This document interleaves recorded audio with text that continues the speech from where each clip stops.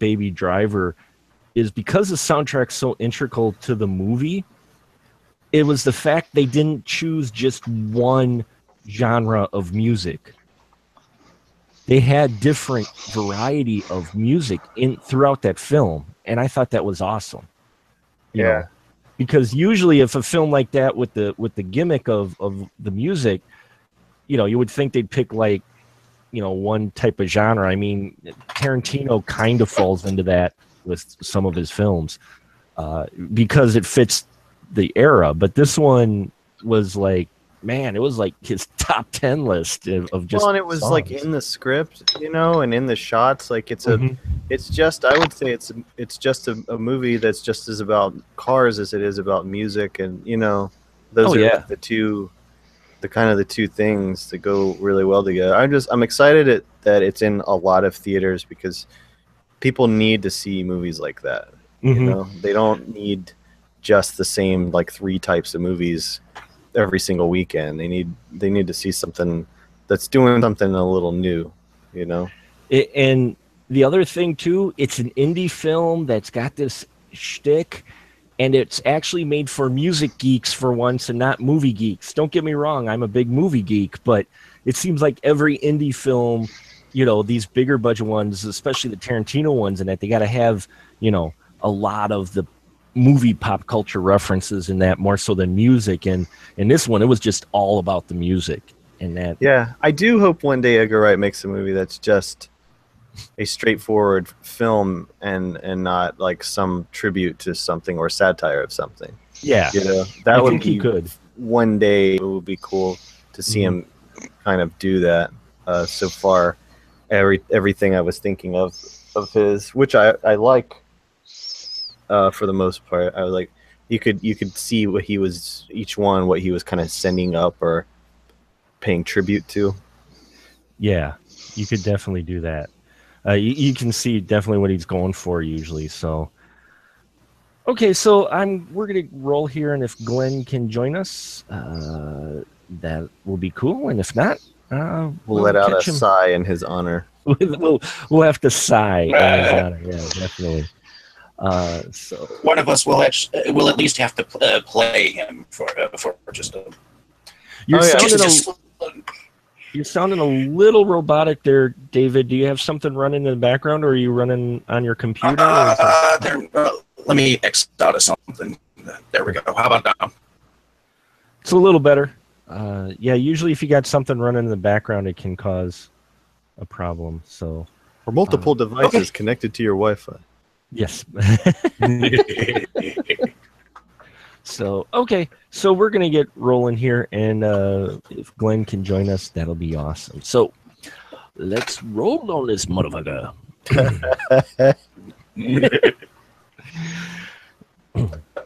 And welcome all my friends out there. It is another Spoiler Room episode, and we are coming to a close on our Bat Month here. And the final film we're going to be talking about tonight is Batman and Robin. And I've got a great crew assembled as always who have joined us here down in the Spoiler Room, pulled up a chair to the table to talk about this movie from 1997. First off, she is back once more. It is the diva of the Spoiler Room herself.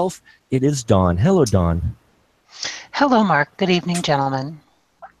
So glad you could join us this evening. And next to her is the lovely Andrew Shearer. Hello, Andrew. Nice to be here. Oh boy, it's already starting. Oh God! Sorry. I'll chill with that. It took about 30 seconds. Glad to have you in the room to talk about this film. And next to Andrew, returning once again, is David. He's been taking this journey through Bat film with us. How you doing tonight, David? I'm doing okay. Great.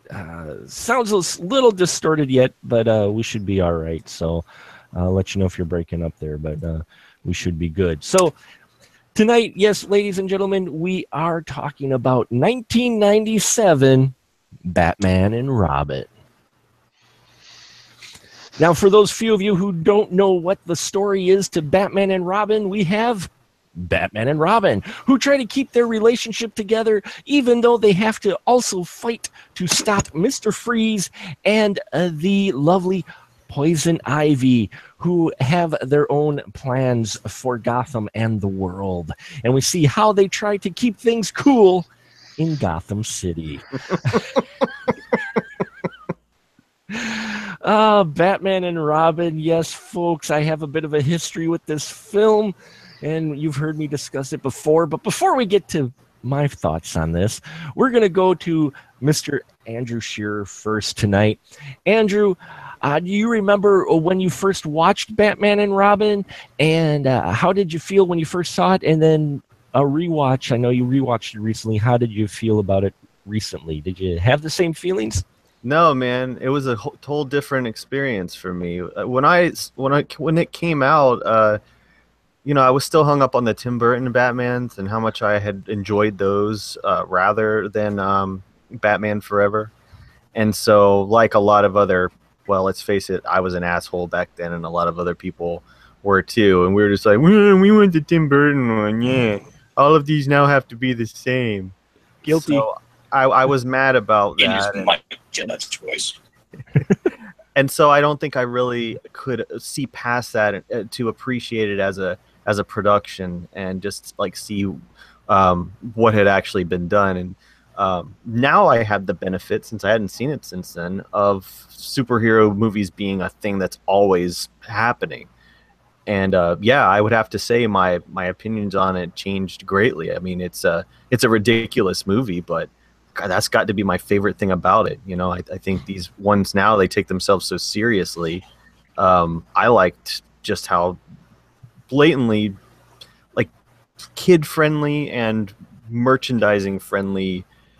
There's just a really, I had a lot of thoughts about it when I saw it, but I love it. Mm-hmm. I loved it. Awesome. That's cool that you're able to change over the years, which is good for a film viewer, because I think if we hang on to our same views all the time, we can get a little stale possibly in our views, or very narrow-minded. So that's cool you had that change of heart with this film. Dawn, how about you with Batman and Robin, when you first saw it and then when you rewatched it? When I first saw it, I felt it was kind of unmemorable. I remembered going into, when I watched it later on, when my boys became interested in the Batman franchise, and I watched it with them, I actually had forgotten I watched it. That's how unmemorable it was. Watching it with them, I actually liked it a little bit more for the sheer audacity and the outrageousness of it. There's a lot I don't like about it, but I did still find it enjoyable. Cool. That's great to hear. And David, how about you when you first saw Batman and Robin and rewatch? How'd you feel? Well, this one I actually ended up getting the soundtrack first when it first came out. So I was really into Smash Mouth at the time, or what was it? Smashing Pumpkins. There we go. And they had 2 tracks on the album that I really liked. So when I went and saw the movie, different experience. Then this time, absolutely not. You're cutting out a little bit there, David. Could you just repeat that? So when you first watched it, how did you feel? And then recently, how did you feel about it? Well, when I first watched it, I enjoyed it. But this time around, there were things that I just did not like about it. So you kind of had the opposite effect of you enjoyed it first and now not so much. I can see that with this film. And with me, it's been a long-standing joke about this movie, how much that it is burned into my brain. I did a whole web page in my global communications course. I did a whole web page of a rant on this. Much like Andrew was saying, when this first came out, if Batman Forever stoked the fire of rage, Batman and Robin fueled the flames to a new height, and I had a huge rant, and I've had many rants with it. I've only watched it 3 times since 1997, and the third time was last night. I only watched it one other time to see how many puns Arnold had, and I'm not sure what either version I watched or where my brain was the second time I watched it. Because watching it this time, I'm like, there's a lot less puns in this film than I thought there were before. And there's still a lot with Mr. Freeze. But I will say, on this final rewatch, I actually found a lot more to enjoy in this film than I did the first 2 times I watched it. Now, I'm not saying it's a good film by any means, but I actually found myself enjoying many parts of this film, and it more than Batman Forever. I will say now, if I had to rank these, I would have to put Batman and Robin above Batman Forever. And I did not think I would be like that, but I was. My brain, and I think it is because what Andrew was talking about is, you have so many superhero films coming out now, and it's a standard. And seeing it and comparing it to some of those films that have come out now that got the wide release, I'm sitting here going, I get now what they were going for with this. Whether or not I agree with it is a whole nother matter, but I didn't get it 20 some years ago 20 years ago, in fact. I did not get it. But now, having watched many more movies, I get what they were going for. And I will say right now that you could probably take the movie that we reviewed just at the end of May, which was Batman the movie, and watch it back to back with this, because they're both very similar in a lot of ways. And we'll dive more into that a little later in the show. But first, my great panel here tonight, I asked them to bring a topic to discuss. And so first, I want to go with Dawn. Dawn, Batman and Robin, we had the addition of Uma Thurman as Poison Ivy and Alicia Silverstone as Batgirl. And I remember when this came out, and there were some words about some of this casting, wasn't there? Indeed, there was. There's a lot of high caliber, or people who went on to be high caliber actors in this movie. It wasn't so much, what I want to discuss isn't so much the casting, but how the cast was treated. So you have, as you mentioned, Uma Thurman playing Poison Ivy. You have Elle Macpherson playing Bruce Wayne's love interest. And you have Alicia Silverstone coming off of Clueless, a teenage kid, cast as Batgirl. And compared to these two runway models, you've got this awkward teenager who is still probably going through puberty, and she is the target of tons of body shaming, not just from the critics, but from the production crew. And it was, I kind of was watching for it in this last watch, and her costume compared to everybody else's costume, it was so tamed down from the Batman and Robin costumes. The Batman and Robin costumes, you have the bat nipples, you have the rubber prosthetic muscles, the abs, the butt, everything is rubber and enhanced and defined. And in her, you've got spandex and pleather, and she doesn't have any bat nipples. Why didn't she have bat nipples? I don't know why they didn't. Maybe for the ratings. I'm not sure, but you're right. The costuming for her was really handled different, not only for compared to the other female cast, but also our title characters. David, how do you feel about that, and how they handled her character as far as the costuming in that? Wouldn't you say that it was a bit different? And, it was definitely well. It wasn't that much different than the previous film. If we noticed, they did a butt shot in the previous film. They had bat nipples there. Sure.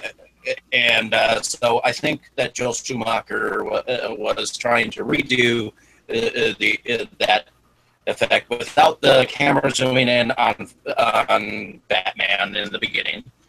Oh, he totally did that to Batman and Robin. Yeah. He right at the beginning, he is not only zoomed in on the butts, but the cod piece and the chest. Yeah, there was zooming in on Batman and Robin. Not that he didn't zoom in on Alyssa Silverstone, but you didn't have the same rubber ultra defined costume. No, and I wonder if that was out of respect for her or how she wanted things. I'm not sure. You never know. Yeah. I mean, as far as casting goes, you never know if she might have had some special way that she didn't want to sex herself out. Yeah, but still, if you look at that costume, it's still still pretty revealing. Yeah, I mean, you got the enhancement under the on the chest area. You have the bustier underneath, definitely, and her bat symbol goes around her. I'm sorry. It goes up above the chest. Yes. Yeah, it goes up above the chest rather than across, which, but it is different. There aren't a lack of muscles. There are no bat nipples. There are no defined abs. There are no muscles. It's not like she's Xena, the warrior princess. You know what I mean? Well, no, but neither is actually, at this point, George Clooney actually wasn't really either, but yet he had the muscle chest plate. They could have did muscle chest plate with her, but they didn't. Andrew, what about you with this bit of a debate and nipplegate, if you will? No nipples on her armor, and her armor being completely different from the other two. Well, first of all, Joel Schumacher is an out gay director. Mm-hmm. And so this is his gayest movie. And this was the first one that I think really sort of called attention to that. Mm-hmm. You can't really, I didn't really see it, although I'm sure there are essays about it in his earlier work. This is the one that I think was kind of the most, okay, if that's what you want, but his sensibility tied into. So that's why that he has the men looking like chiseled Greek statues as far as their costumes are concerned, complete with nipple, which is also on those statues. But yes. With Batgirl, I'm reasonably certain that they would not let him do it. I'm pretty sure that Schumacher would have. This whole movie is the way the movie studio wanted. This whole thing was basically made by the people that made toys and the movie studios really badly wanting the campy old Batman that they didn't get from Tim Burton. That is the base of the sauce here that they're dealing with. So I thought Batgirl was hot. I would have rather seen her have nipple equality, just like in life. But just like in life, dudes are terrified of nipples on women. They don't want to see them. They don't want them to exist. They want the boobs to be there for their pleasure and their gaze only. Otherwise, they want them to not exist. And this is a good example of that. Oh, well said. Yeah, you're right. I mean, they're afraid. And, movie studios, which is a, old boys club for the most part, are... I almost think intimidated, and you're right, scared of nipples. Don, would you agree with that? Oh, absolutely. And it's not. Well, it kind of is. It's that line. Mm-hmm. You have Uma Thurman running around in practically nothing, for half the movie, I do get that Batgirl is supposed to be this young innocent thing, but I don't know. It's inconsistent. If you're going to sexualize one, sexualize it's very another. inconsistent. Yeah. Yeah. Right. Yeah. Yeah. Exactly. It is inconsistent. And then you have Vivica Fox in there, and her practically nothing as well. Oh yes, yes. Yeah. Right. Points for having a black person in a Batman movie. That was pretty good. Yeah. Yeah, that's true. Because guess what they did to Billy D when Two-Face came back? Anybody remember that? Yeah, I do. I Yeah. have words on that too. Have a little whitewash, Billy D. But they brought him back for the cartoon because, you know. It's cartoons. Well, yeah, but Batman animated series still, for me, as we've mentioned many times before, for me is one of the best animated shows, best shows in general out there ever. But yeah, there is an inequality with her character, and maybe it's because I really wonder if her character was the last one added to this, because this is the continuing growth and the trend that we see still today in your superhero films, many of them going, the sequel needs more characters in it. Well, and man, she doesn't get to even suit up until what, like 100 minutes into the movie. They just don't. They don't think that there was no. I say there was. There still is little to no context or understanding of female superheroes, because they think only boys watch these movies. Only boys will buy the toys. Therefore, it was an afterthought. I promise you. Well, even with the motorcycle chase that we have in here, where she's doing the underground racing, and here she's won how many, and now with Robin in the race, who followed her, suddenly she kind of becomes the damsel in distress. I don't know, Don, am I off on that, or did it just seem odd that suddenly, you know, I know the guys were after her, you know, the other racers, because she's so good, but I don't know, they painted her, you know, they set her up as being more badass, and then it felt like, oh, well, Robin's here now, so now we have to put her in a situation where she needs to be saved. Yes and no. They did try to bounce back from that at the end of the movie, where, gosh, at the end where they're saving the observatory, melting the observatory, and they fall off, and Robin's like, I got you, and then she's like, oh no, I've got you. Right. So they did try to save that, but I don't know. I don't think Schumacher's heart was in this one at all once the studio made all their demands. I mean, he delivered what they wanted him to deliver, but I really don't think his heart was in this at all.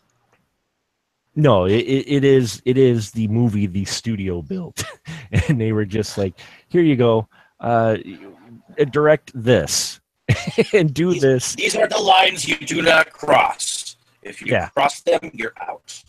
Yeah, kind of a MCU pulling Age of Ultron, you know, on Joss Whedon type of deal, where you will do this.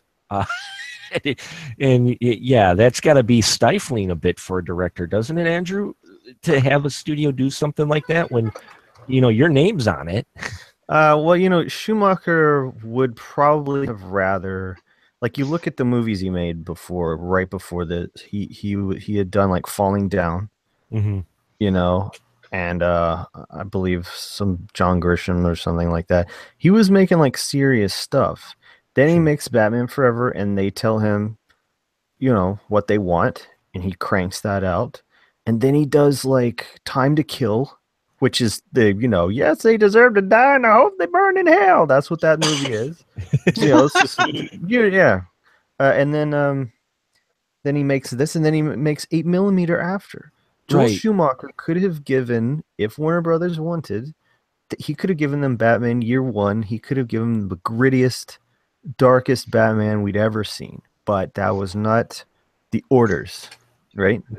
So nope, they wanted a comic book. They wanted a live action cartoon, and that's what they got.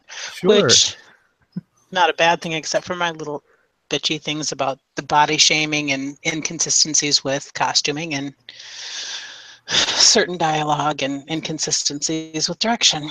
Yeah, but now they've announced, Warner Brothers has said they don't want any more auteurs on the movies, so we may see, more stuff like this.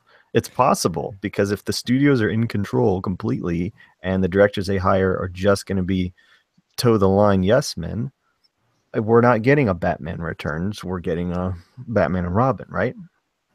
Yeah. That's unfortunate.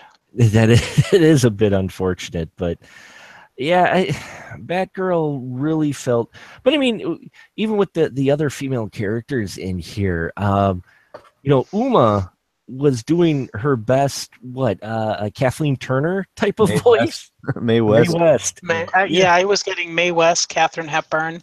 Yes, I was getting a whole bunch of things out of that. But it felt like she didn't almost have a lot of direction with this character. They let her kind of go with it, and I liked. Huh? Oh, go ahead. Which I liked that about her. I really liked that about her. In fact, Poison Ivy was my favorite character of the movie. Because of the Mae West voice that she did everything in. She almost had dialogue to her own. And you could see that she was becoming Poison Ivy. Right. No, I like her character as well, and I like the Batgirl. I mean, you could have almost just left Poison Ivy in here, to be the villain. We didn't need multiple villains really in this film, though you wouldn't get those puns, and also you wouldn't get me being proven wrong that The Predator was the only movie where the two governors starred in, because Batman and Robin had Jesse the Body do a cameo in here. So, you get Arnold Schwarzenegger, you get Jesse the Body in here. Honey, you're forgetting Running Man. Oh, yeah, and Running Man. I'm sorry. You're right. Running Man as well. They traveled together a lot, actually, back then. So thank you very much for jogging my memory. I watch way too many movies. But, yeah, the female characters, to follow up with Dawn, what Dawn was talking about with the female characters in here, did it still feel like they were handling them similar to the female characters prior, or were these probably the least, even with her innuendos and stuff, and the fact that she was used powder to basically seduce the minds of Batman and Robin? Would you say these two were these female characters were the least sexualized of these four films that we've had so far? Dawn?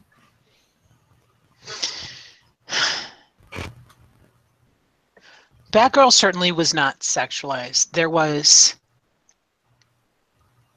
certain sexual aspects to her. Right. I mean, that was evidenced by Dick Grayson's crush on her. But Ivy, oh God. Yeah. Are you kidding me? Of course, that was her character in the comic too. So. Oh yeah. But so at least it was accurate. But I mean, still, even for Ivy though, did you compared to the female characters? I mean, because we talked about Batman Forever and Nicole, Kidman's like, oh my God, Batman, take me now, and Catwoman.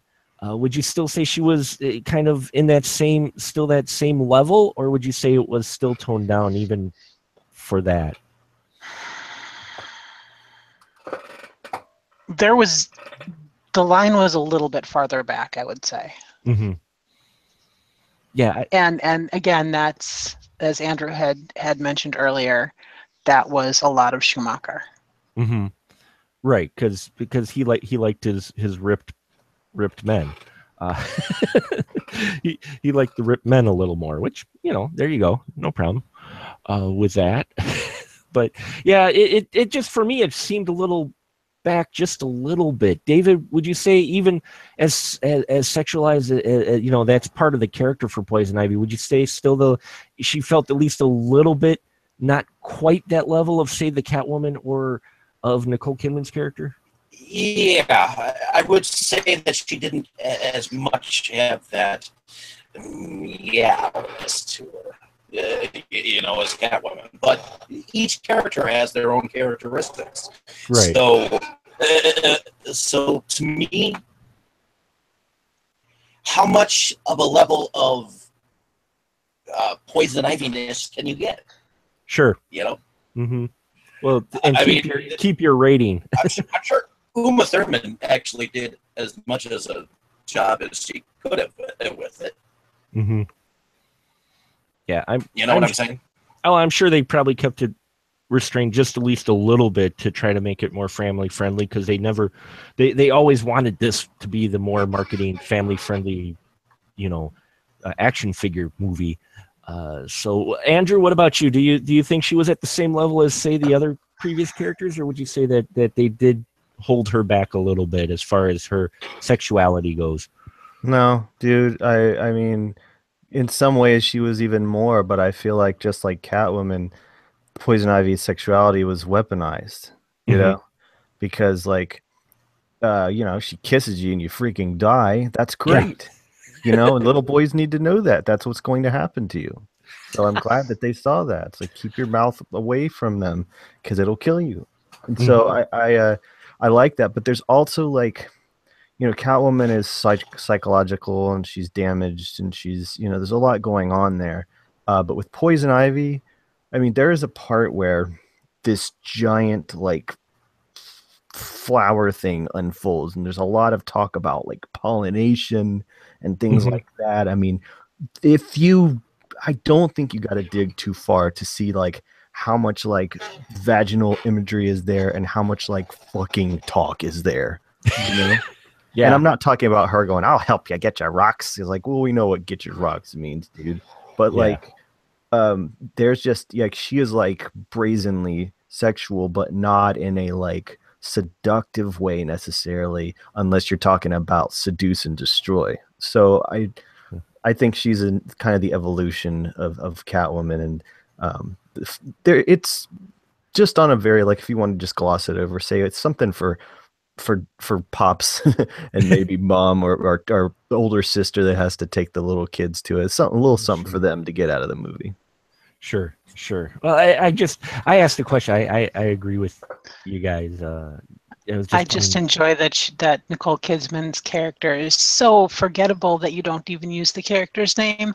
Yeah, I forget Chase Meridian. Yeah, it's that there's a lot of things with Batman Forever, and like I said, initially I really disliked Batman and Robin, but now I've realized rewatching them that I didn't like Batman Forever more, and I have my reasons, which I'll mention a little later. But yeah, that's a great topic, Dawn, and it's still a topic that shows up today with a lot of female characters, though things are slightly changing. I'd like to think that is still a hot topic, and things still going on today with actresses who are cast in roles. I mean, well, I think now, if an actress puts on a few extra pounds, is pregnant, they just you fix it in post.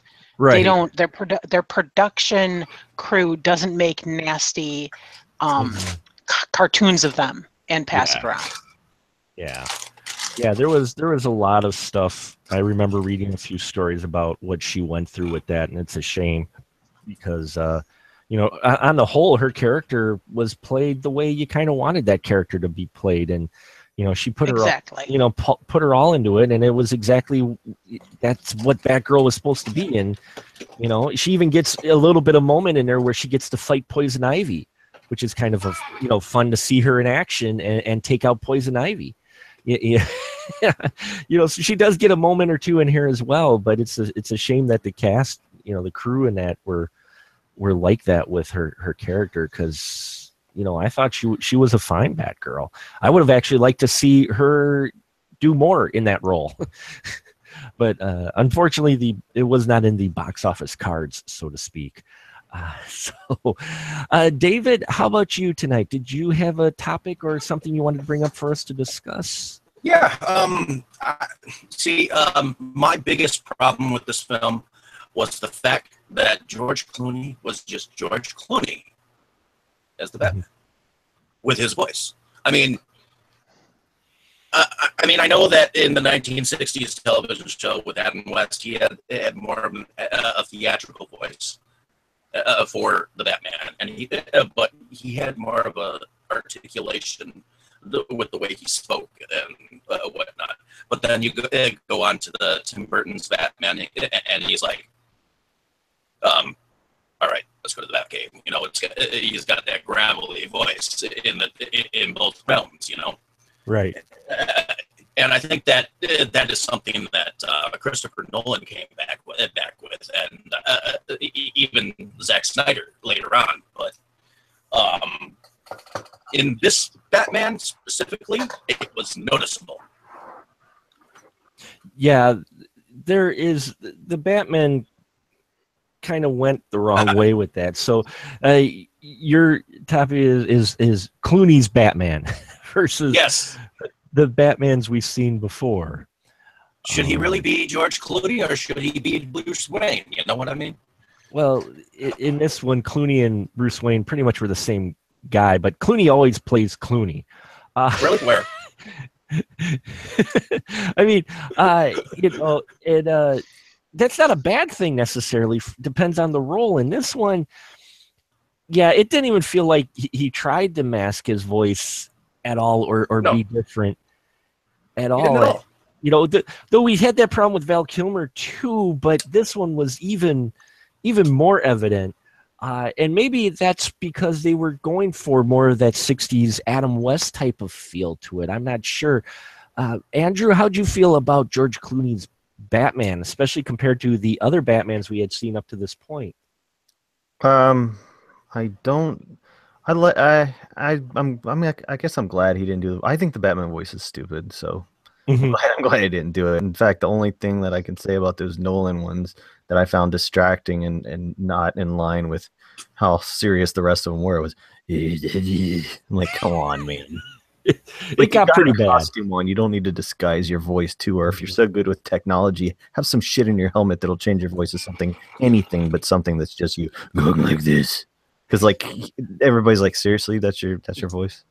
That's all you can do? You got this tricked out car and these airplanes and shit. You can't just, you can't get like Siri's voice, anything. Yeah, do voice modulation like you have now on CW with like Arrow. Or even like T-Pain would have been more intimidating. Auto-tune. I just don't. So they're. But as far as Clooney being himself, I mean, like you said, man, the role is sort of written as the Bachelor, whereas Kilmer as his Batman was written as more like kind of bipolar and tortured and kind of screwed up, but also kind of cold. And so each actor should have his own take on it. Each director should have their own take. And Clooney, but ultimately, does your chin look good in the suit? It's really what it comes down to. So chin is fine. Do you have the bat chin? Yeah, exactly. And I like the salt and pepper too. Like some of the Batman as an older guy or an aging guy rather than this young hero. I enjoyed that aspect of him because, to my knowledge, he was the first gray Batman, so it was pretty cool. Yeah, that's true. He was the older Batman. It was probably the oldest portrayed Batman out of the three that we've covered in the films that we've talked about. Dawn, how about you with George Clooney's Batman or Bat Clooney? As Andrew had mentioned, this really was a going back to the 66 Adam West version of Batman. So I didn't mind the lack of voice alteration. I didn't mind the gravelly. I mean, it worked for Michael Keaton. Yeah, I don't think it's worked for anybody since. Well, including Christian Bale. Definitely not Christian Bale. I will say it worked in the way they do it in the anime. Yes, I'm bringing it up again because I love that series so much. But the animated series, the way they do it there is actually similar to what Keaton did, in that it's not overdone, but it's just enough little difference to it. But it's not like grovelly. It's just in a slightly lower tone. And I love that. It's still the same voice, the same cadence. It's just a little lower. And I love how that's handled. And yeah, it here Clooney didn't even bother. But it does fit the 66. If you're going for an Adam West type of Batman, well then, yeah, he pretty much had that. So yeah, he's got that kind of he's got that. If you're comparing him to the way Adam West did Batman, he's got it down. yeah, yeah, he even down to his own little bit of cadence to it, the way he delivered his lines in that. Watching it this time, it's something I noticed going, oh, he's kind of pulling a little bit of an Adam West here. So I do like the very first shot we get of Clooney. I laughed out loud because I'm watching it, and as the Batmobile is coming up out of the level, we do this pan up his body to Clooney's face, and his eyes suddenly get really wide. And I'm just thinking in the back of my head, it suddenly sinks into George Clooney's like, what the fuck am I doing in this movie? But no, his eyes got really wide. I'm like, what the hell is that? It's like the first time it might have been the first time he ever actually saw the Batmobile.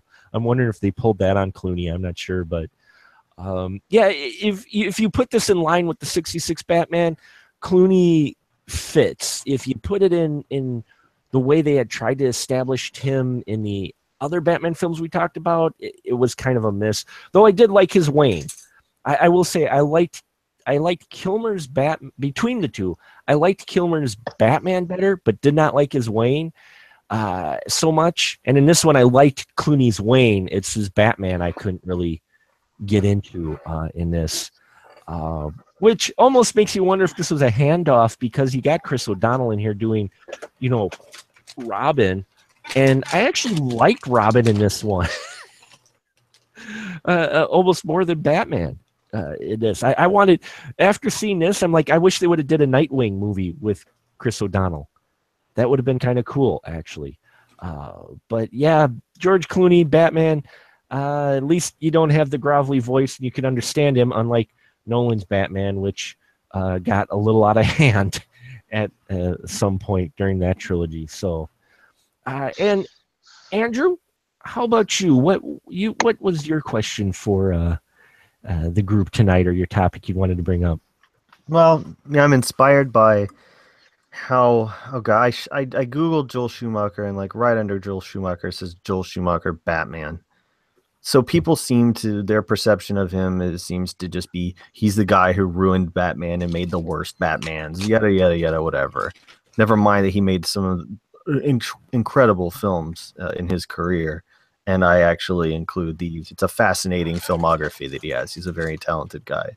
But I got to thinking about, why did people hate his Batman movies so much, and to what degree do audiences need all superhero films to be exactly like each other? Should there be a template set by the most successful version of that particular character by which all the films need to follow?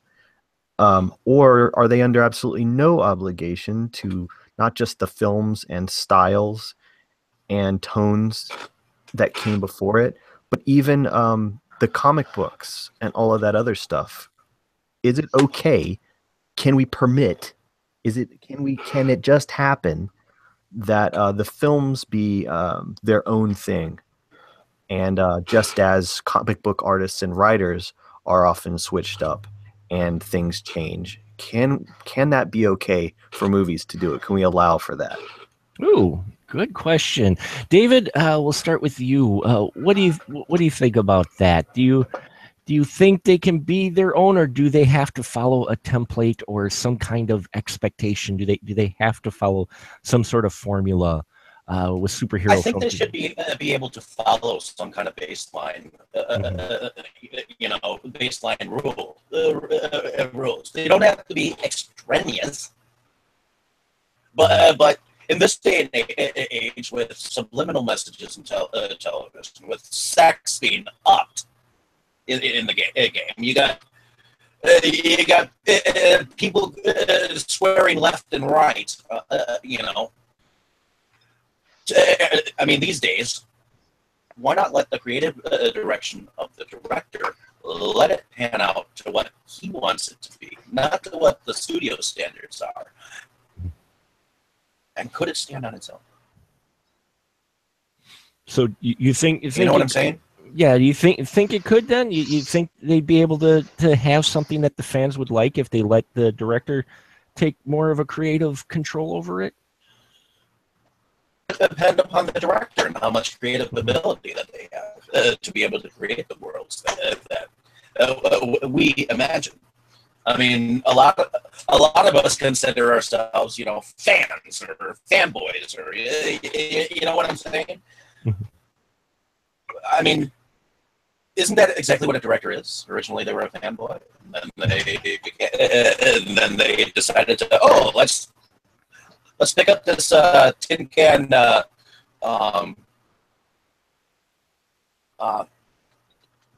video camera. Let's shoot something. Right. Yeah, I see where you're going with that. Yeah, I'd like to see directors take more of a creative route, but maybe follow a little bit of guidelines, but still let them play around a bit. And Don, how about you? Do you think that? What do you think of Andrew's question? Do you think that they should follow a template of the most successful? Do you think they should really kind of follow a standard, or should the directors, should they be allowed to flourish and be different, just like the comics? You're never going to satisfy everybody. You're either going to satisfy the studio and grind out your cash, or you're going to satisfy the hardcore fans who are super hard fans of the comic books, and it's not going to allow for anybody else, open the door for anybody else to become fans. I really think that if you're going to invest in a movie sourced on a comic book or a book or any other artistic source, video game, what have you, I really think that if you're hiring a director, you need to allow them to direct. One of the things that I respect a lot about Joel Schumacher is he owns his direction. Whether or not they're his mistakes or not, whether or not they're his mistakes, he says that he is the director, therefore it is his fault. And even though he's apologized for this movie repeatedly, even though it was outside sources forcing his hand and not him. Right. I think that if studios are entrusting millions of dollars into the hands of their directors, they ought to at least trust their directors. Very good point on that. And Andrew, to answer your own question, where do you stand on it? My favorite superhero movie of all time is Return of Swamp Thing, and that's not bullshit. I love Return of Swamp Thing by Jim Wynorski. And so what I feel, because comic books have survived all trends in popular culture and media and everything like that, they were around before movies, is that they've survived because they can be fearless and they can change things. And the variety is always there. If the same artist was always drawing a comic, if the same writer was always writing them, some people are comforted by knowing what to expect and having their expectations met. That sounds like the shittiest life you could possibly have to me. And so I want to see him change it up. I never saw the second Avengers movie because I saw the trailer and it looks just like the other Avenger movie. And I'm like, why did you do this? You know what I mean? If you're going to have a series, do it on television. That's where that lives. That's where that kind of thing lives. And so I think part of my reason why I dug Batman and Robin so much is because I was like, God, this was back when they could just do this, when they would just do this. People will not let you do that now. But what's the worst about it is it was so for children. And I can't show my kid like any of these new superhero movies, and I can't even show her Justice League because they're all so freaking violent, and it's got to be so gritty and serious and realistic. And there needs to be room for all types of this stuff. And Batman and Robin is fun as hell. And Mr. Freeze is my favorite. And I was like, wow, why can't we do this? I think it's because the fans, everything's so such fan service, rather. My biggest problem with Batman and Robin and Joel Schumacher is that he said he was sorry. Yeah. Like, what do you got to be sorry for, man? It's a good ass movie. Look how cool the lighting and the costume. There's the only stuff that sucks is the CGI. You know? Yeah. And it was in its infancy, and Dykstra also had shitty CGI in the Spider-Man movies that he did. But God, as a production, it's so amazing. And Batman Forever is too. The stuff they did. God, to say you're sorry for this movie. What a shitty thing to say about all the people that worked on it, Like all the people that kicked ass, like really practically creating these worlds and these environments. That big, thing that Poison Ivy comes out of, like, that's a thing that someone made. All that stuff that someone made. Now they would just CG all that stuff. So we are not nice to Batman and Robin and Joel Schumacher. And I think it's because we have a set idea of what a good Batman is, and everything that is not that sucks. And it's not the movie's fault, it's the people, because fuck them.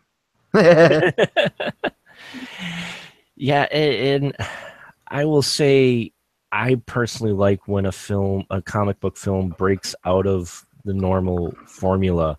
And again, we're talking 20 years ago, Mark, the movie man, was a dick to this movie. I fully acknowledge that. And while I still had issues with this, I found actually a lot more to love in this film than Batman Forever. Because, like you said, and even out of your modern superhero films, because this film is totally a live action comic, whereas Tim Burton's was the comic brought to life, The Dark Knight, the darker area you like. This was the colorful 60s comic brought back to life. A completely different comic from a brighter age, if you will, for lack of a better term to sound cheesy. And I recognize that now. And the action sequences are actually fun in here. They do some cringeworthy things in here that I didn't care for, but there was actually a lot more things in here that I liked their approach on. Those action scenes, especially like the fight scene when they're going after the diamond with Freeze in the beginning. You're right, Andrew. The production of that fight, all that practical effects and fighting in that is actually pretty insane. They don't make movies like this anymore. They just don't, It was insane how much they had to do and work and the coordination in there. Again, I could have done without some of the cartoony sound effects they did. Oh, that Scooby-Doo shit and all that. But, I don't think anybody who saw the poster for this would have been like, what? No. It wasn't a surprise. But I actually enjoyed the Scooby-Doo sound effects, with the film. That was the thing that I enjoyed in this film and the next film, or the previous film, Right. So, I mean, it kind of reminds me of like Power Rangers type stuff, but you know what? It's cool. Yeah, and I think for me, young me, I had fallen, as just like with Forever, I had fallen so in love, and that clicked with me, Burton's version, that this was so abrupt. I think that's what caused me to feel so horrible towards it. But watching it again, watching all four of these like we've done over this month, I grew a bit of appreciation for it, and I'm like, yeah, what I liked, and I guess we'll get to my question in a minute here, but what I liked about this, and I realized what it was after I was done watching this versus Batman Forever, is that the personalities of all the characters involved in here never felt like they were outdoing one another versus in Batman Forever. I will say Jim Carrey's personality was so over the top, and it was so it took over everything else in any scene he was in ever. He just sucked it all to him. Whereas this one, it felt like the characters were, they got more even time, and they weren't trying to outdo one another. I mean, we haven't mentioned yet, but Michael Gough is still back as Alfred Pennyworth, and I loved him. I'm like, oh man. And in this one, he's ill, and they have the illness kind of connect to something with Mr. Freeze, which I kind of liked that connection. But there's actually a lot of better stuff I found in here than I did in Batman Forever, and I think part of it was the casting. So I guess for me, I want to just know, and Andrew kind of answered it already, but I want to know, out of the characters here, who was your favorite, and what was your favorite scene with them? So, David, I want to get you. I know you didn't quite care for Clooney's Batman, but if you had to pick out of these characters, who would be your favorite character, and what was your favorite scene with them in? Well, I think I said it before, but I think my favorite character was Poison Ivy. And I think my favorite scene with her was the fact that when she actually kicked the tubing that was connected to Mr. Freeze's wife and said, I was never really into competition or something to that effect, right? And just the fact that she was sort of romancing after Mr. Freeze just a little bit, in that moment, she kind of got a little bit obsessive, and for me, that as a character, plus with her poisonous vines, and I even like the little creature that she held out when she was telling Mr. Freeze that they were going to after they were going to dominate the world. That little plant that went. Yeah, the little Audrey 2 type of plant. Yeah, the little Audrey 2 type of plant. Yeah, I totally forgot about that part till she pulled it out. I'm like, holy crap, she made it Audrey 2. That's awesome. Dawn, how about you then? If you had to pick, who was your favorite character and what scene did you like him in? I actually thought Arnold Schwarzenegger was in top form in this movie, and I loved his Mr. Freeze. And my favorite scene was the when they were in the hangout and singing the Snow Miser song. Oh, yeah. Yeah, they had this Snow Miser song, and he's directing all of his minions to try to sing.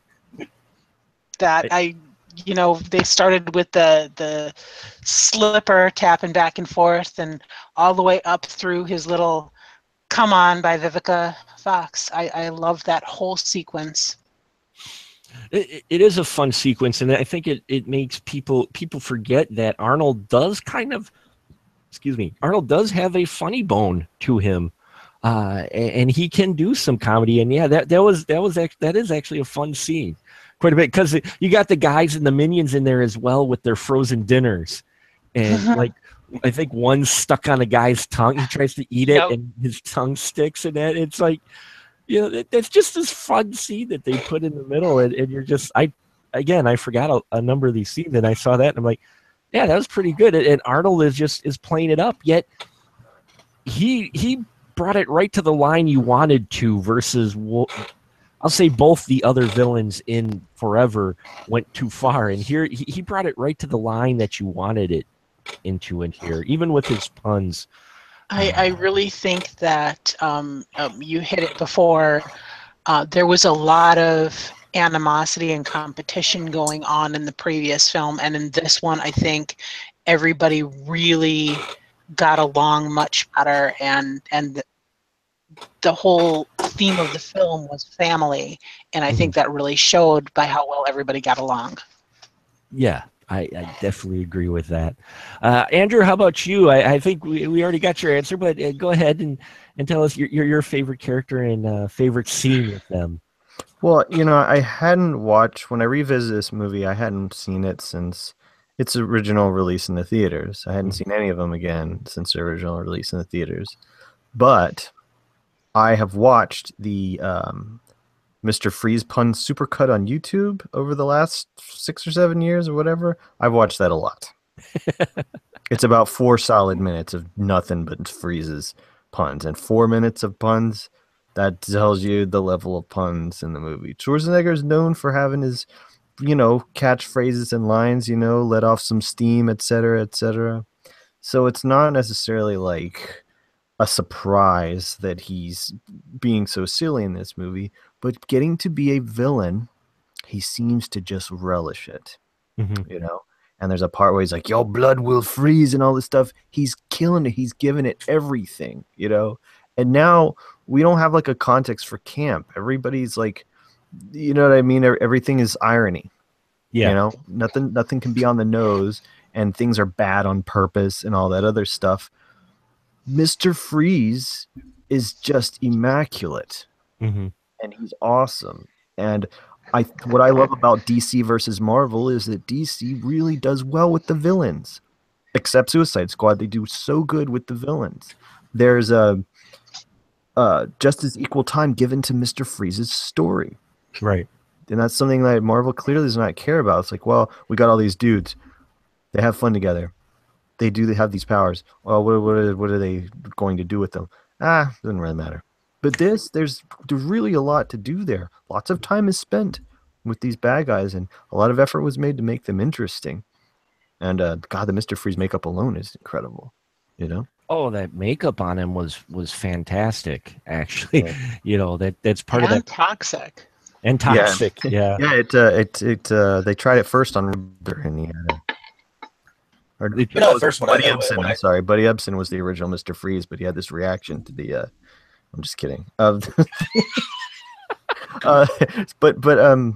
what I did find disturbing, speaking of the villains, is Bane's transformation. John Glover played that crazy ass doctor or whatever, and he was great too. But yeah, Bane, who the real guy is dead that played Bane in this. Yeah. When it showed him turning into him from the skinny guy into the bulky dude, Captain America style, I found Captain America, that aspect of it, disturbing. And I found this disturbing as well for that particular bit. It's the only part of the movie that wasn't cheesy or funny to me. I was like, oh, yuck. That's not, I don't like it. That was pretty creepy. Though I didn't. It was. That was one character that, it was one of those characters where I wish they hadn't actually made it Bane. Because Bane, that was one departure they completely took from the comic for Bane, and I think that was one of the things that really turned me off to it was how they approached the Bane character and making him this kind of Frankenstein Neanderthal type. When if they wanted to do a character like that, they could have done it without him. I think being Bane. Because of the role that character actually plays, I think it could have been just a super soldier where they use Venom, and fans would be able to put together, oh, that's the same Venom that they use with Bane, only not call him that. But the fact that they put him as Bane, I think, turned a lot of people off because of that was a character they took the most liberty with. But I will say his transformation was creepy for this film, the way it is and everything. And then he turns into that. And not only that, what was also extreme, and I love you brought it up about the villains, was also extreme, was the transformation of Ivy, actually. Yeah. I thought that was a bit brutal, too. I mean, he smashes her into the table with all of her chemicals in that, and she kind of sinks into the ground in that. And I dug Professor Dude went on to become Lex Luthor's father in Smallville. It might have. I think so. I'm not sure. That was a deep cut. Yeah. That is a deep cut. Wow, Smallville. Holy cats. But in this one, there are, and that's what I noticed this time that I didn't notice the first couple times I watched it. And again, I think I had fan rage. And you've heard my fan rage on Batman Forever. And in this one, there was a little bit of dislike in here, but I noticed more glimpses of them still trying to bring some of the darkness that was in the other ones. Even though they're trying to make this marketable, family-friendly toy commercial type of film, you can still see the glimpses of darkness that was in the other films. And I think that would be Joel sneaking some of that in there. You know, the transformation of Poison Ivy actually is kind of brutal. The changing of Bane, you know, there are glimpses of darker stuff in here and subject, and I didn't notice that the first time. I'm not sure how I missed it, but I again, I may have been blinded by all the color, because there's a lot of color in this film. Well, it's like the colors of comic ink, you know, pretty right. rad. And like I said, I get that now, though I still don't like the design of the bat vehicles whatsoever. But it fit if you look at this as a sequel, say, to the '66 Batman the movie. It fits in perfectly. You wouldn't have drove that Batmobile if it showed up in your damn driveway. Well, maybe I would. You'd be like, I don't like this design. I'd be getting into the car and driving it, saying I still don't like the design, but I'd drive the Batmobile. You'd be happy as shit to have that car. That car was cool. Disco ball in the front, fucking. No, I wanted the sled. I wanted the hovercraft that Robin drives at the end when the Gotham gets frozen, and he's driving in that hovercraft next to Batgirl, and you've got the Bat Ice sled, you know, which, you know, those looked all right. I think those were. It's the toys. All it's supposed to be is look good for toy. You know, most of the people they knew was going to come see that. 13, 14-year-old. Wasn't there a bat vehicle that like turned into a submarine? Yeah, that was in Batman Forever. The Batwing that that's the vehicle that I liked. Yeah. In Batman Forever, the Batwing, he dove it in the water and the wings popped off, and it was a bat sub. So. Yeah, I don't know. They can hold the onions on mine. Extra cheese, though, right? Yeah, that's the way I like it. Well, there is plenty of cheese here in Batman and Robin, and I'm sure a few of my fellow friends out there and Spoiler Room crew who have heard me rant about Batman and Robin for years are probably surprised. But yes, I did not hate on this film nearly as much as the first two viewings. There's cheese, there's camp, there are things to be cringeworthy. The dialogue, again, though the dialogue in here, I will say, is better than the dialogue in Batman Forever. Oh, yeah. I really think. And again, also the personalities, though we still get the trip of the egos in the beginning with the credits. I think the names were actually even bigger in Batman and Robin than they were in Batman Forever. But there are still things I fully acknowledge that I didn't like, but I enjoyed it more than Batman Forever. And I think it's because I finally realized their approach. And while I didn't, like the direction, there's still things in here to like, the campy stuff. And my favorite character in this, I actually have to lean towards, I actually liked Robin in this. I liked Chris O'Donnell's Robin in this. I think I liked it because it was different than the Robin we got in Batman Forever, which we don't get a whole lot of time with. But not, I will say, favorite, but still, I enjoyed him a lot more than I thought I would in this film. And that I remember of. But he I almost wanted to see more of. And it would have been a shame, because I think he would have actually been really cool in a Nightwing film. And it would have been interesting. And Michael Gough, of course, Alfred Pennyworth. It's like, we've had other Alfreds, but let's face it, he is Alfred. Would you not agree, David, that Michael Gough, at least that's Alfred? That would be Alfred throughout, because he was Alfred throughout the 4 films of the franchise. But I mean, just in general, the way he played that character, that's how it felt just like the Alfred from the comics. That never changed. I think that was the one consistent thing. Yeah. I do agree with that. Andrew, how about you? Would you say that Alfred, at least the one consistent thing, not only between comic and movie, that Michael Gough just nails this part so well? Oh, he's a good actor. He's from theater and stuff. So obviously, you're going to want to hang on to a guy like that as long as he wants to, is physically able to do the movies and stuff. What I knew about him was that he was in his 80s still kicking ass on the stage, And they were like, "Oh, can we still get him?" And he's like, "Yeah, man, Come at me. Well, he lived. I mean, and Elfman actually used him in Corpse Bride. Still, and he was in. Yeah, I mean, they used him quite a bit. Yet he worked right up to the end. 94 years old. Burton loved him and used him in a few films. Dawn, would you say that Michael Gough, at least it was nice to have the consistent character across these films and how he just had this part down so well? Oh, yeah. And, oh, yeah, absolutely. And I'd almost say people used him as the model for Alfred going forward in the comics. Because if you read the comics, it's like, oh, he just had that part so well. So, we have to give mad props to him as well on this for staying consistent, which it couldn't have been easy for him either, going through so many different directors and different types of film from Batman to Batman film. Yet, he plays that part so well that I loved him in it. What was that? He was a soldier. He was a soldier throughout it. Yes, he was. He was definitely a soldier throughout it. So I think we will wrap it up here. That concludes Bat Month for us here on the Spoiler Room. I've had bats on the brain for quite some time. I really enjoyed, and I'm surprised myself even with this retrospect. So, we talk about box office and that, and in all honesty, for these films, just to let you know that, the first Batman was still the most profitable as far as compared to budget.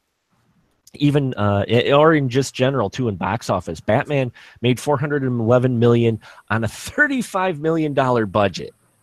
$35 million they made the first Batman, even with all that set design. That still blows my mind.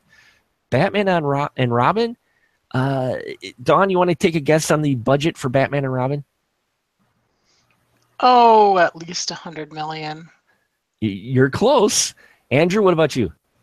That was my guess, 100 million. David, what about you? Thereabouts. $125 million for Batman and Robin. Son of a bitch, and that's 20 years ago money. That's 20. That's 20 years ago money, and in the span of 9 years, this franchise it 4 times as much as the original Batman. And they were still too cheap to give Batgirl nipples, man. Right? Where was the nipple budget? I would have been happy with abs. Right? Abs, yeah.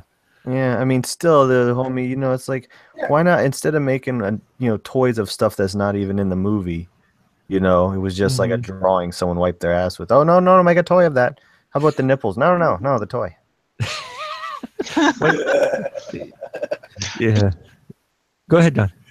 I was going to say, I even though the toy of Batgirl was made with the hood, you only got a glimpse of something similar to the hood once, and she took it off right away. Mm-hmm.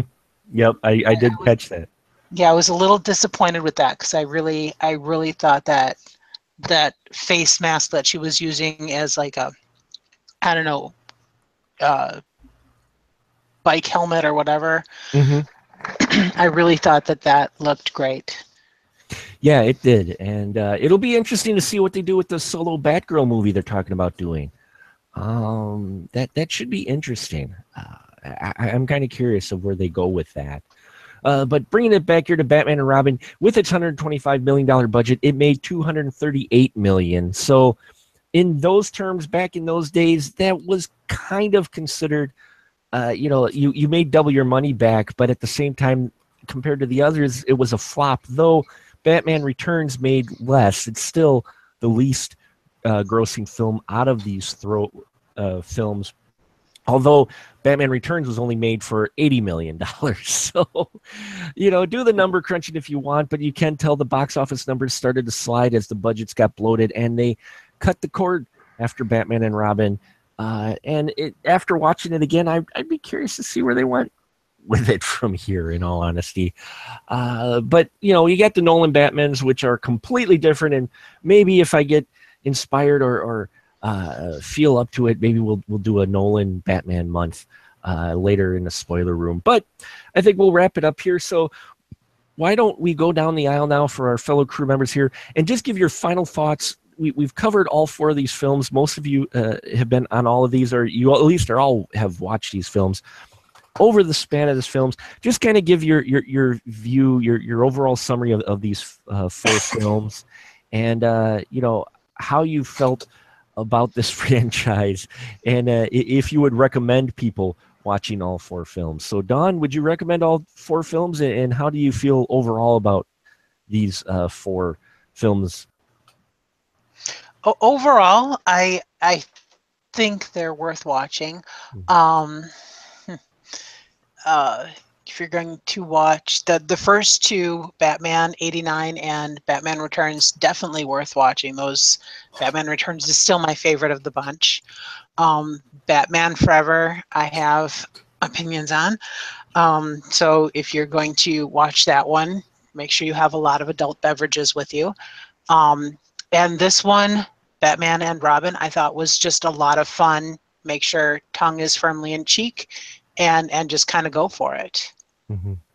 Excellent. And Andrew, how about you? How do you kind of feel about these 4 films? Would you recommend them to someone? And just in general, now that we've revisited them. Yeah, I mean, at this point, dude, I think people that are interested in superhero films should go back and see the origins, like all the old attempts to do it back when we just either had Batman or Superman movies and that was it, or Hulk on TV. It's interesting to see like the reasons why it didn't jump off in a big way and have some cinematic universe and all that stuff the way they did with Iron Man, and going forward with that. It should now be cool to be viewed in contrast with all that stuff and say, oh, look how cheesy this is. Look at what they did. Each Batman movie, if for no other reason you can watch these movies, is for the production themselves. Each one of these films, regardless of the script, regardless of the performances, the direction, anything, are excellent, well-crafted, awesome productions, and across the board with all things stunts, with costuming, with optical effects, with set design, with lighting design, with cinematography. They are all top-notch, man. They are so good. As far as what I like the best, I revisited them all after having not seen them since their original release. I liked the first Batman the least. It just felt very stiff and didn't feel like necessarily that Tim Burton made it. But as a production, incredible.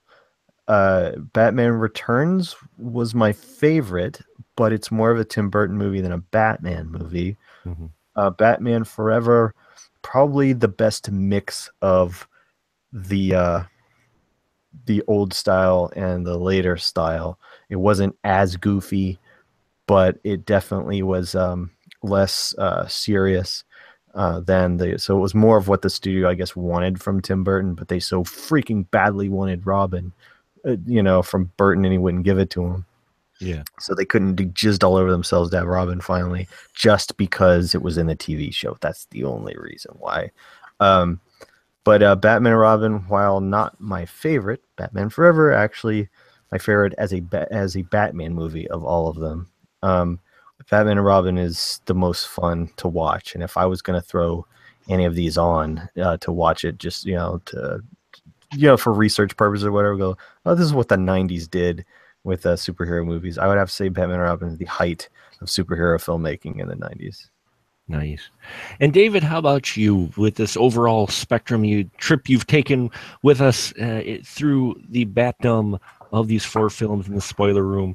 Final thoughts with this series, and would you recommend it and such? Well, I would definitely recommend watching the entire series. Like Andrew said, to see him, if not for the purposes of seeing the Batmans, but seeing them for the set designs and all that jazz. I mean, mm-hmm. I went into this film expecting more, and I guess hearing your guys' thoughts made me appreciate a little bit more about the film, per se, because I guess because I remember enjoying it when I saw it. I had expectations of Batman, and they just weren't there for me, you know. Sure. And it was just not the film that I remembered either, you know. But in all honesty, if you think about puns and shit that went on with Mr. Freeze and the sexuality of Poison Ivy and all the intermixing of the comic book atmosphere, I can see how you know how it is a fun film, and realizing that that it is more of a studio created film. Right. Yeah, and you can definitely enjoy it in that respect. And I agree, and I have changed. I don't believe I'm saying this. I've changed my view on Batman and Robin. It's not nearly the Bane pun, the Bane of my Bat fandom that it once was. Why were you so upset about it, man? What was the problem? Can I ask? Well, I still had Batman Forever, the bad taste from Batman Forever in my mouth, and coming in here and seeing kind of more of the same, only even more amped up. I think I just, everything about it, especially back then, I really so just ingrained with the Burton Batman that these abrupt changes in the overall style and everything. And again, I mentioned I was like 22 when Batman and Robin came out, so I still had not watched a lot more films, and for me, I just didn't like everything about it because I was so happy they had taken a departure from the 66 Batman. To see them go back to it back then was really just, you know, grating for me. How many more movies would you have wanted them to do that weren't like that? Like what you think would be the maximum before they could have the audacity to do something else? I don't know. I'm not sure on Like that. a trilogy Andrew. from Burton, the way that Nolan did a trilogy? I would have a trilogy usually works well. The completionist in me would have liked a trilogy. I would have liked one more Burton film. You know, if you went, let's just put that, if they went from like the Burton film to maybe this, maybe I could see you get that trilogy. But the fact that you had only the 2 Burton films and maybe not a set of 3, because, you know, a lot of things work better in 3. I think mentally that just you know, it got to me because I fell so into the first 2 Batman films that I did end up becoming those fan rage guys out there that just despised it. And again, I recognize fully Batman and Robin itself, if you look at it as a movie, there's a lot of flaws in it and stuff, but I had a lot more hatred for it than I did this time around watching it. And I don't know if it's because we've had so many superhero films, or if I just got what their approach was this time. But I fully think the reason I was so upset with it the first time was just because we had broken away from the 66 Batman and we got back to it. And that at that time, especially in my life, it just frustrated me because I was happy. We worked, you know, Burton worked so hard to break that mold and surprise everybody. And now we've fallen right back to it. And but there's some people who probably really hated Tim Burton's. They were like, "What did you do to Batman?" Oh, I know. That's why I think it's good to go back and revisit some films because when you're younger and you see the film at an early age, your viewpoints are so vastly different than when you've seen a multitude of films since. And you know, you grow a perspective of like the things that you expect from a film, and it's like you grow lesser the more. I find that the more I age, the less the less that impresses me as much anymore. I used to think that, you know, films used to Used to be like you put them on a shelf and you worship them, you know. Mm-hmm. And now you can sit back and be like, okay, I watched that. And I enjoyed it. Yeah. I admit I liked that film. What? Well, just imagine, no matter how angry you were at Batman Forever, Batman and Robin, nothing compared to how upset Lovecraft was when he heard all that Prince music.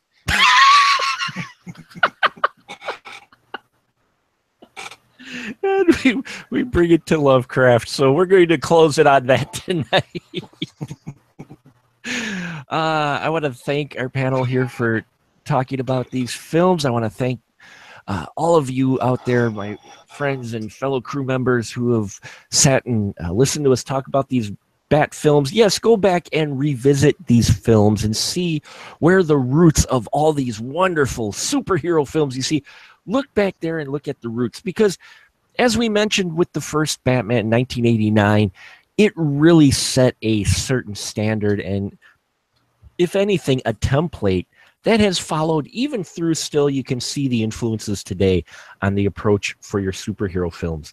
And yeah, I think they're all worth a watch, all four of them. Even as angry still as Batman Forever makes me, I realize that I think I've boiled it down to really Val Kilmer a little bit, but more so just Jim Carrey in that film. I realized that I think that was the breaking point for me for that movie. And this one, I've had a change of heart, and I think I'm going to have to go out into the woods for a while and reflect on this, because and have to look back in on myself. To take your toilet paper. I'll definitely take the toilet paper and a magazine with. Well, we have a smartphone now, so I can peruse the internet while reflecting on the finer things in life. So we'll wrap it up here. This is the part where these wonderful crew members can tell you where you can find their stuff at when they're not here talking with me about Bat stuff. So, Dawn, where can they find you at? They can find me in the audience.net. Fantastic. And Andrew, you, sir, go ahead. Chill yourself, sir. Man, I don't have anything superhero-y that I do necessarily. But my friends and I here in Athens, Georgia, make low-budget movies under the banner of Gonzorific, Gonzoriffic. If you want to take a chance on watching some of our stuff, we are on YouTube. We also have Blu-ray or DVD and all that stuff on our website. But Amazon On Demand has a few of our movies as well. You can rent Pajama Nightmare, The Underground Cinema, Cinema with an S, and our new one, Late Night Cable. Just follow the cleavage. Nice. And David, where can they find your stuff at? You can find my stuff on Facebook. I run Movies Galore at Milwaukee. I run a blog and a group talking about movies of all kinds. And you can find me on Twitter as well. Awesome.